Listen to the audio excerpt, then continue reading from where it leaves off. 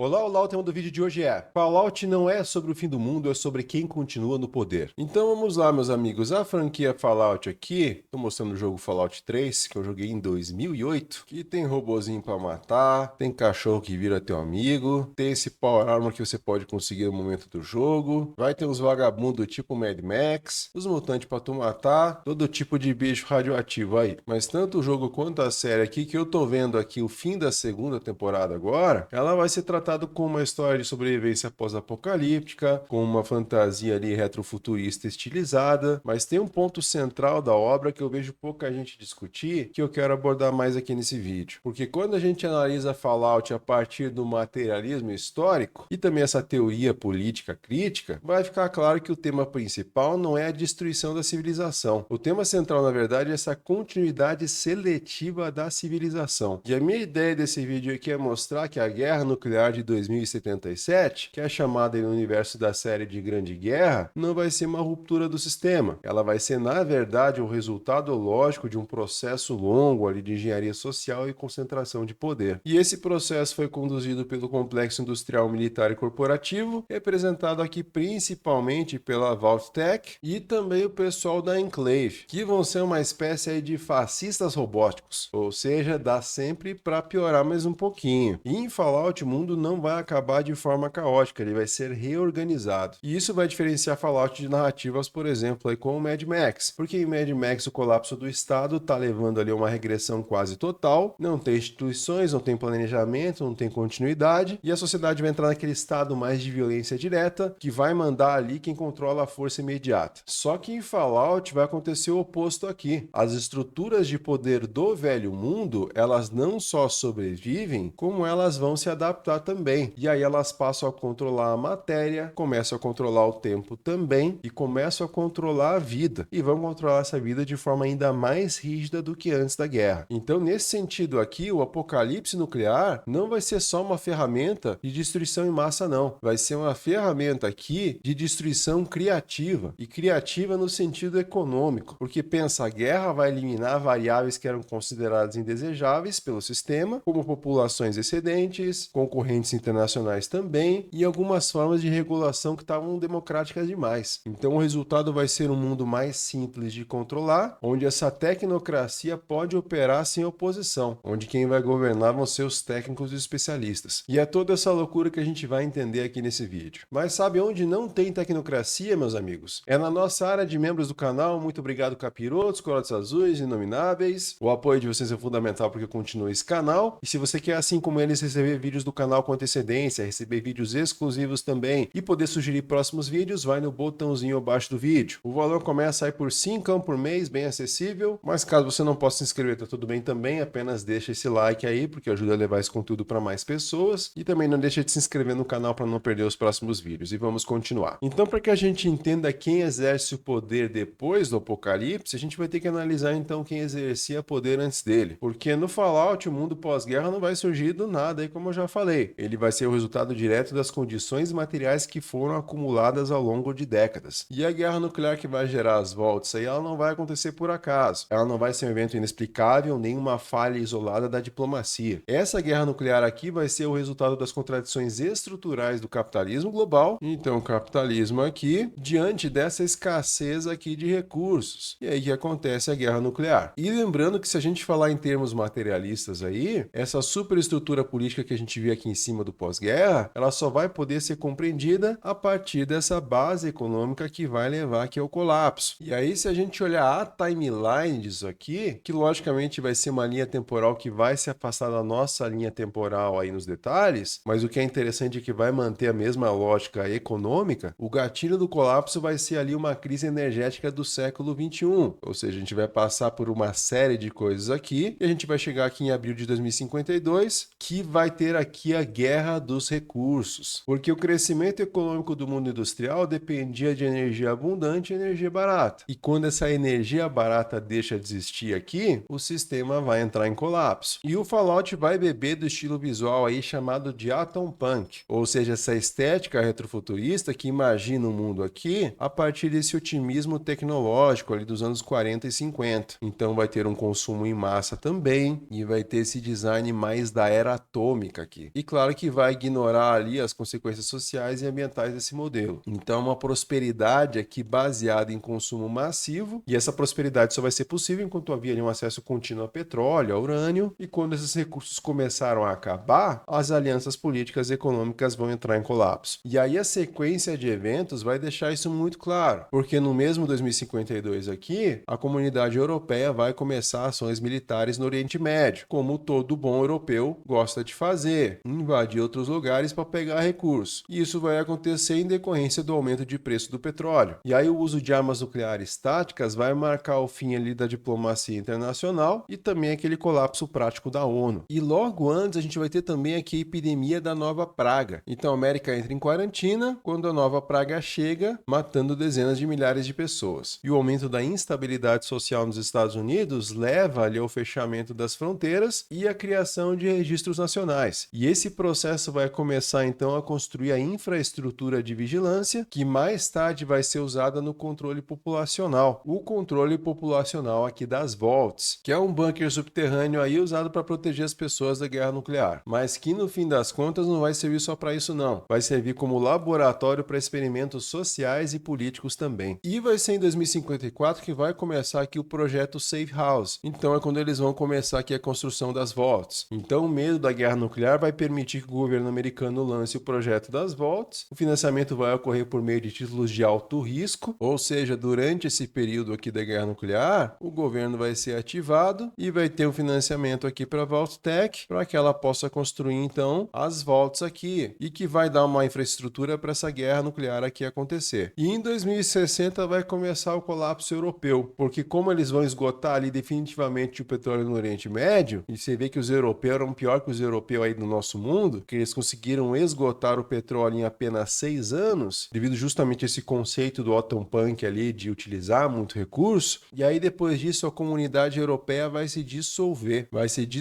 aqui em estados-nação e que vão entrar em conflito entre si e vão disputar ali os recursos mínimos. Então essa ideia de civilização europeia vai cair por terra e vai se mostrar totalmente dependente de energia barata. Mas também no Fallout vai ter China, e China em 2066 vai invadir aqui o Alasca. E eles vão invadir o Alasca justamente para tentar controlar ali as últimas grandes reservas de petróleo que eram conhecidas. E a economia americana passa ali a operar ali num regime de guerra permanente, fortalecendo ali esse complexo militar industrial. E aí vamos passar mais um monte de coisa aqui. E aí 2077 vai ser um ano super intenso aí para essa galerinha do barulho. Então vão acontecer coisas diárias aqui basicamente. E é no dia 23 de outubro de 77 que acontece então a Grande Guerra. E essa Grande Guerra vai ser uma trocação, uma porrada franca ali, só que vai ser nuclear. Então vai ser uma guerra que vai durar só 2 horas. Mas que no fim das contas foi o resultado ali de 25 anos de conflito por recursos que estavam escassos. E essa sequência toda vai mostrar que o colapso da Europa não foi um acidente isolado. Ele funcionou como um aviso claro ali naquela timeline do que ia acontecer com qualquer sociedade industrial sem energia suficiente. E as estruturas políticas liberais, os tratados, os direitos humanos, a cooperação internacional, eles não vão resistir a essa retração da base material, porque quando a energia desaparece, a solidariedade vai desaparecer junto. E aí o que vai sobrar vai ser a competição direta entre estados. E a gente está tendo uma amostra disso aí relativamente grande hoje em dia com os Estados Unidos, invadindo o mundo inteiro aí para tentar criar uma hegemonia, porque os caras não produzem mais porra nenhuma. Eu fiz um vídeo lá no canal da eGreen falando sobre China versus Estados Unidos, deu 40 e poucos minutos de vídeo, eu mostro isso com clareza. Mas enfim, a resposta dos Estados Unidos para essa escassez de recursos vai representar aqui a fase final de uma coisa que não vai ser mais capitalismo, vai se tornar imperialismo,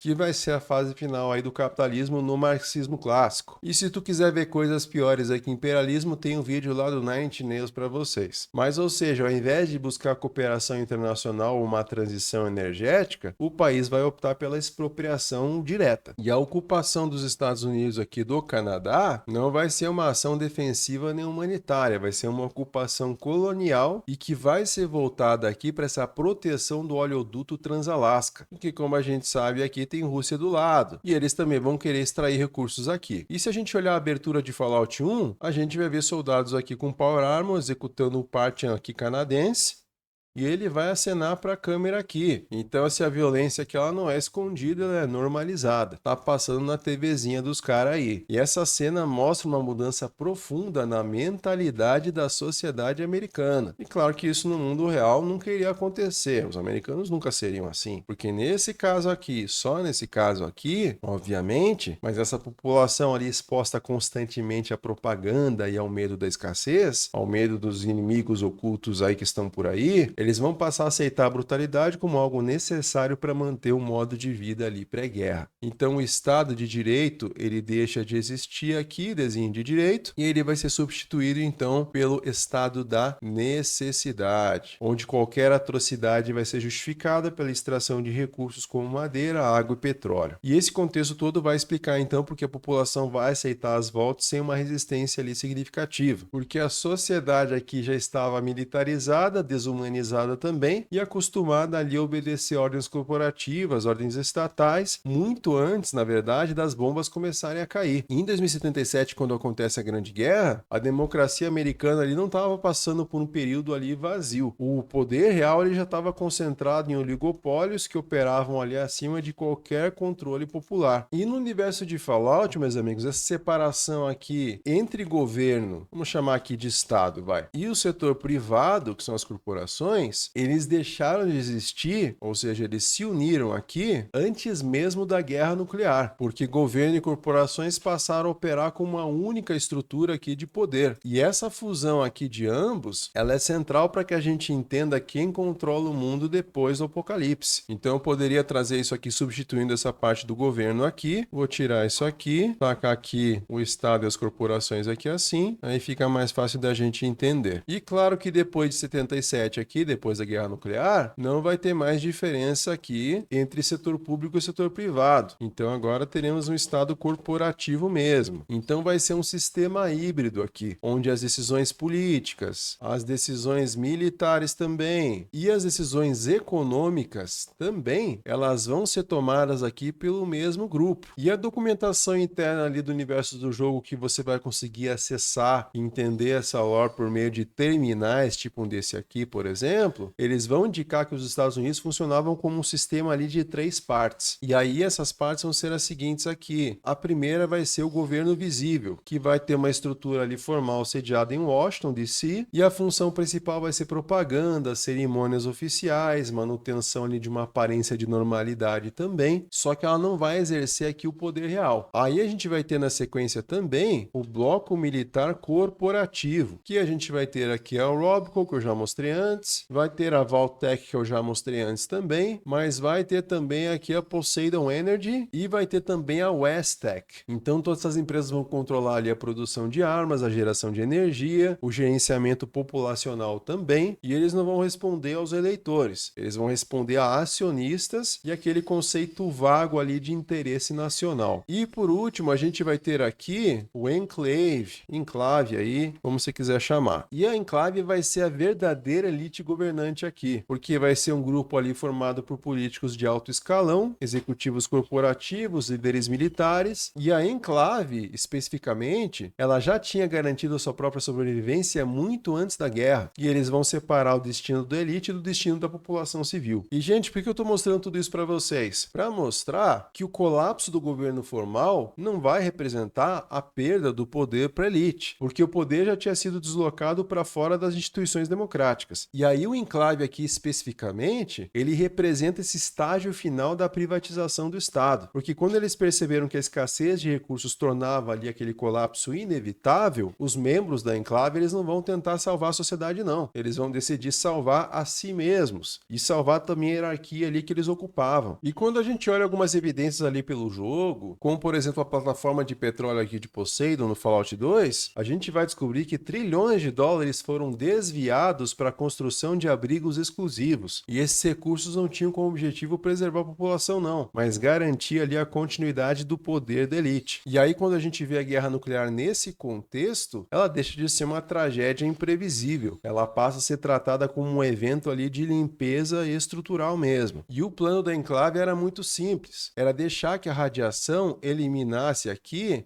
a China comunista. Gente, decidi aqui. Vou dar um curso de Bolsonaro para vocês. Se vocês querem falar igual o Bolsonaro, eu vou passar aqui alguns passos para vocês agora. Passo 1, voz de velho morrendo. Então você vai fazer assim, ó. Vai jogar a voz aqui para trás da garganta e vai fazer uma voz assim, ó.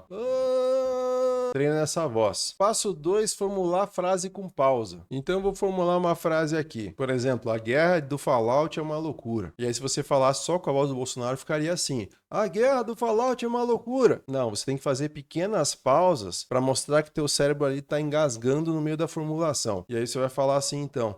A guerra do Fallout é uma loucura. Aí você já conseguiu duas coisas, já está ficando bem mais próximo. Aí 3, enroladinha na língua. Então você vai falar com aquela voz, com pausas e enroladinha na língua. O mundo do Fallout é uma loucura. Já deu mais uma aproximada. E aí, último passo, que é aquela cerejinha no bolo, você bota um tá ok no final. Então vai ficar assim: o mundo do Fallout é uma loucura, tá ok? E o tá ok, ele vai salvar muito, porque se você não conseguir fazer uma dessas coisas direito aqui e falar o tá ok, ele meio que vai amarrar a coisa toda. Então se falar assim, o mundo do Fallout é uma loucura, tá ok? Tipo, eu falei muito rápido, eu não enrolei a língua também, mas se você fizer esse e esse aqui, você já tá muito no caminho. E aí a pausa você vai treinando e enroladinha da língua também. Esse é o meu ponto mais fraco. Eu ainda não enrolo tão bem a língua quanto o Bolsonaro enrola. Então é isso, tutorial encerrado. E voltando então, a radiação vai eliminar a China comunista. Eles vão permitir também que a maior parte da população americana morra também. E aí eles vão retornar depois para governar o mundo com menos gente, com menos competição e com mais recursos disponíveis. E essa lógica segue aí um raciocínio econômico que nem preciso dizer que é extremo. Porque quando os recursos são finitos e o crescimento não pode continuar, a solução encontrada pela elite não vai ser redistribuir ali ou mudar o sistema. Vai ser eliminar concorrentes e reduzir a demanda. Então a destruição do mundo se torna uma estratégia racional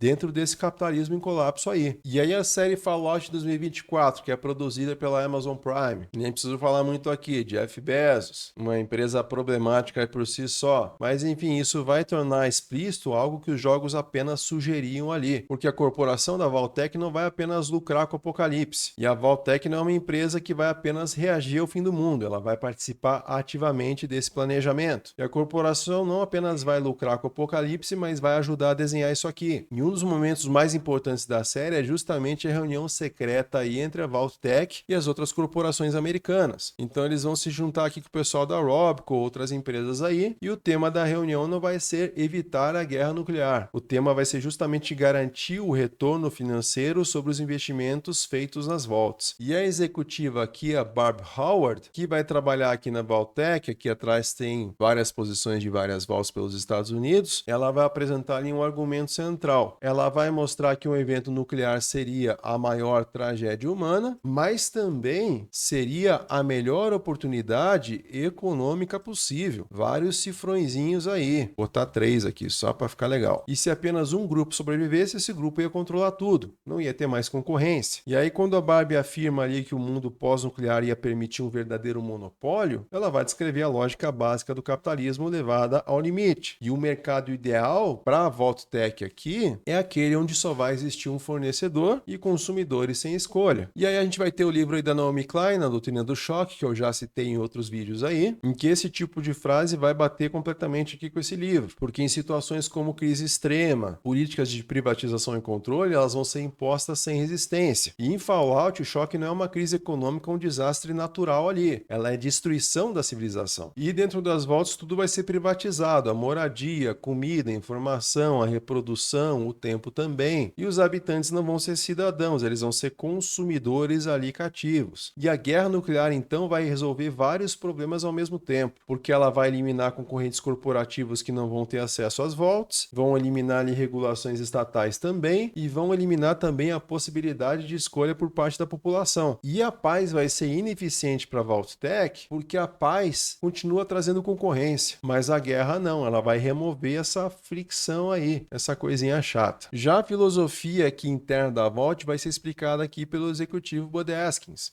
Porque para ele a maior arma não vai ser a bomba nuclear, vai ser o tempo. Porque o mundo onde essa destruição mútua é garantida, vai vencer quem conseguir esperar mais. E essa lógica vai redefinir o poder aí de algumas formas. Ou seja, vai ter uma vitória aí que a gente chama de atrição, que não vai ser necessário derrotar inimigos no campo de batalha, vai só bastar sobreviver por mais tempo em ambientes controlados. Ou seja, você mete o pessoal dentro das vaults, espera todo mundo morrer ali de radiação, etc. E aí o inimigo vai desaparecer sozinho. E vai ter também o controle geracional, que é o que vai ter aqui na Buds.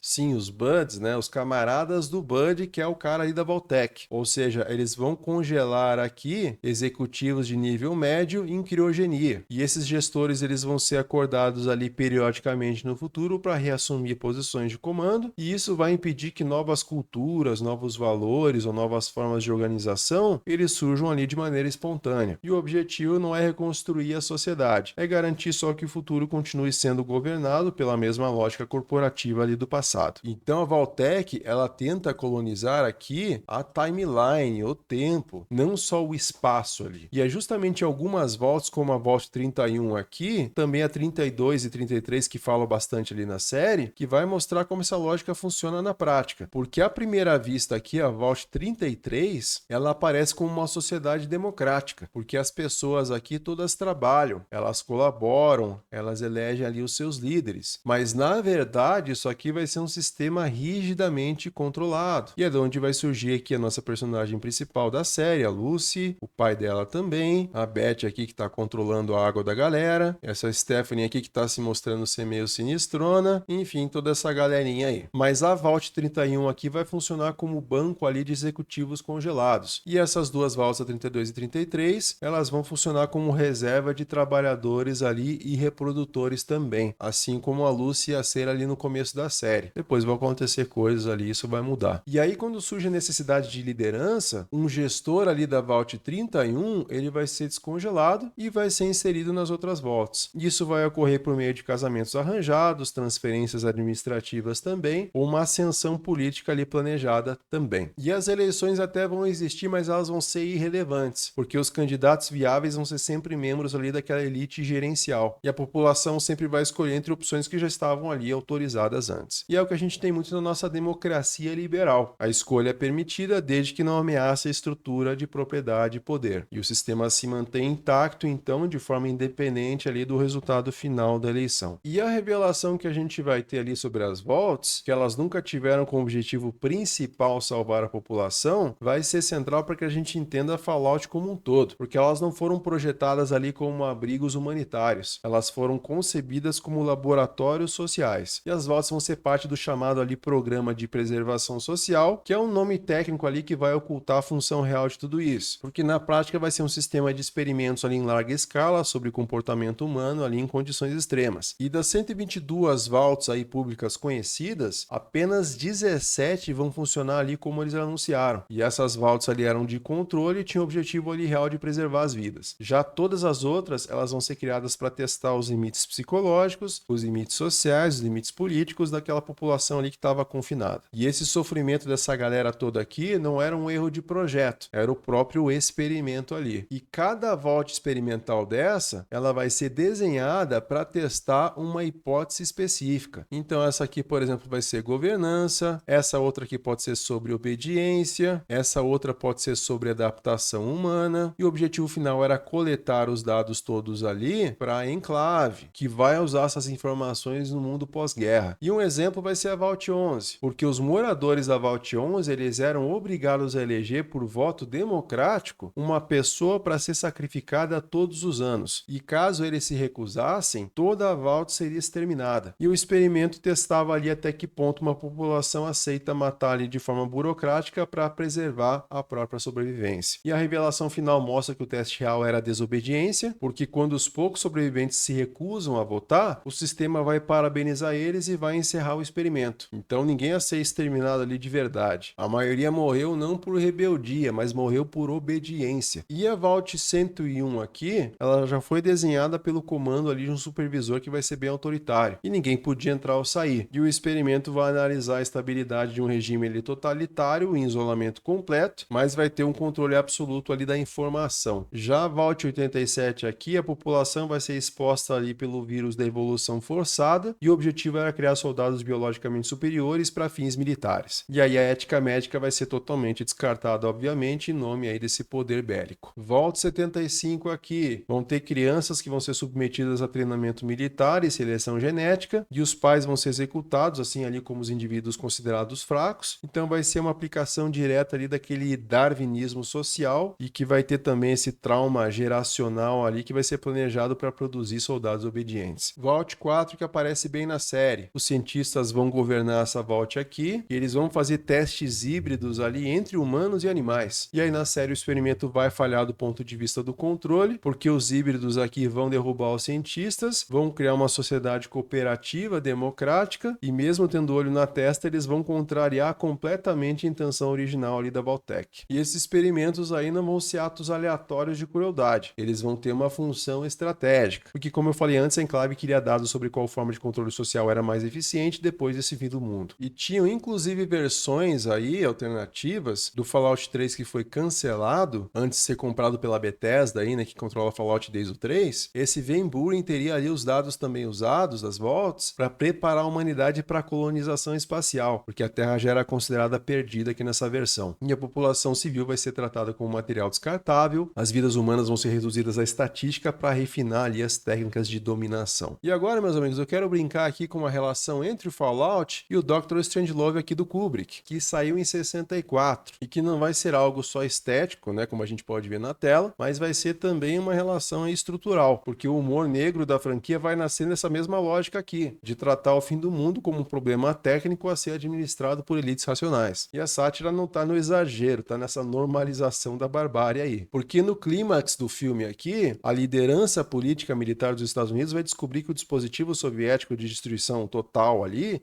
era inevitável. E a discussão não vai girar em torno de salvar a humanidade então, vai girar em torno de quem vai sobreviver. E aí o personagem Dr. Strangelove vai propor ali que a elite se refugie em poços de mina, que sejam ali profundos por cerca de 100 anos, até que a radiação diminua. Então a conversa rapidamente vai passar ali da morte de bilhões para essa organização da repopulação. E aí vai ter uma sugestão de uma proporção de 10 mulheres para cada homem. Olha que conveniência. E que vão ser escolhidas aí com base em critérios físicos e genéticos. E a ideia era acelerar a reprodução e preservar a hierarquia social. E essa lógica vai aparecer de forma muito parecida em Fallout. Vai ter essa eugenia institucionalizada, onde a sobrevivência não vai ser um direito universal, vai ser condicionada ali àquela utilidade. A Vault-Tec vai selecionar moradores com base em valor genético, técnico, financeiro, e vai ter uma paranoia aí também, porque no filme um general vai temer ali que os soviéticos tenham postos melhores, eles estejam se reproduzindo mais rápido também, e isso pode gerar problemas lá para frente. Já no Fallout esse medo vai ser transformado em produto. Vai ter a Vault-Tec ali que vai vender a ideia que sem uma Vault, a família americana vai ficar para trás na corrida pela sobrevivência. As salas aqui vão ser muito parecidas também para essa reunião, essas conversas, e ambos vão ter essa lógica de que a Guerra Fria vai continuar, mas agora ela vai ser guiada pelo mercado. E essa sátira funciona porque o mal não é apresentado como algo ali monstruoso, ele é apresentado como algo burocrático. Então o fim do mundo vai virar uma grande planilha de Excel, um problema de logística ali, e que é só dar uma ajustadinha. Mad Max, tô pegando aqui uma cena de Mad Max 2, porque um começa mais normalzinho ali ainda. Já no Mad Max aqui, o apocalipse vai produzir uma escassez total, o Estado vai desaparecer, não vai ter instituições, não vai ter planejamento, nem continuidade administrativa, e o poder vai ser exercido diretamente pela força. E os caras tudo com roupa de sadomasoquista aí do inferno, mas esse cara aqui tá conseguindo recurso pra tomar whey, né? Tá shapeado o cara aí. Acaba o mundo, mas não acaba a whey da Growth. Talvez seja isso. Mas vai mandar quem tem mais gasolina, mais água, mais violência armada, e a lei vai ser aplicada localmente, vai ser instável, vai ser pessoal, e a sociedade vai viver num processo ali de regressão. E as máquinas do Mad Max estão todas quebrando também. O conhecimento técnico ele vai sendo perdido ao longo do tempo. E não vai ter um horizonte de reconstrução, o mundo vai caminhar para a desordem completa mesmo. Mas uma das coisas mais interessantes de Fallout é essa abundância que continua mesmo depois da catástrofe. Porque o problema no Fallout não é ali a ausência de tecnologia, é o excesso dela. E as estruturas do velho mundo vão continuar funcionando mesmo depois da morte dos criadores. E no jogo a gente vai ter essa tendência de acumular tranqueira. Então acumular objetos aí de forma compulsiva e os outros personagens também. Então diferente do Mad Max, onde o pessoal pega ali o que é mais prático para sobrevivência, no Fallout o pessoal vai pegar um monte de tranqueira. O pessoal vai acumular ventilador, vai acumular cola, vão acumular armas nucleares também, tampinhas de garrafa, né, que vai ser a moeda do jogo. Então a lógica de acumulação ela permanece ativa. E ainda vai ter o fetiche da mercadoria, porque mesmo depois do colapso da produção industrial em massa, as marcas vão continuar organizando ali o imaginário social. Então a gente vai ter marcas aí como a Nuka-Cola, vamos ter a Robco ainda, e vamos ter também o Corvega aí, que é o Corvette do universo aí do Fallout, que vão ter um valor simbólico ainda. Então a cultura ela não retorna para aquele tribalismo, ela fica presa naquela estética e vai ficar presa também nesse consumo repetitivo. A gente vai ter robô continuando cobrando ali passagem de metrô também, os terminais corporativos ainda vão exigir senhas, vão ter sistemas automáticos ali que vão defender propriedades privadas, e essas propriedades em que os donos já morreram fazia séculos. E olha que interessante aqui, parafraseando um pouco de Mark Fisher, o capitalismo vai sobreviver aos capitalistas, vai sobreviver até depois do fim do mundo. Então, é uma forma aqui literal de realismo capitalista mesmo. Não vai existir vida fora da lógica do mercado, mesmo quando o mercado é um território radioativo, um território morto. E na série, a pessoa que mais compreende esse realismo capitalista aí vai ser provavelmente o Gu aí, que ele vai começar ali como uma pessoa comum, depois da guerra ele vai ser transformado aí num mercenário imortal, então ele vai ultrapassar o fim do mundo, vai viver muitos e muitos anos e vai perceber que nada mudou de verdade mesmo com esse fim aí, porque para ele sempre existiu alguém no comando. As mesmas elites que controlavam o mundo antes vão continuar influenciando os eventos depois do fim do mundo. Só que a diferença é que agora o controle é mais direto e menos disfarçado. Não tem promessa de revolução, que vai existir só uma adaptação dentro de um mercado de violência. Então, meus amigos, analisando o Fallout aí, a gente vai ver que o apocalipse nuclear não foi um acidente isolado, nem um colapso ali inesperado, vai ser um processo administrado.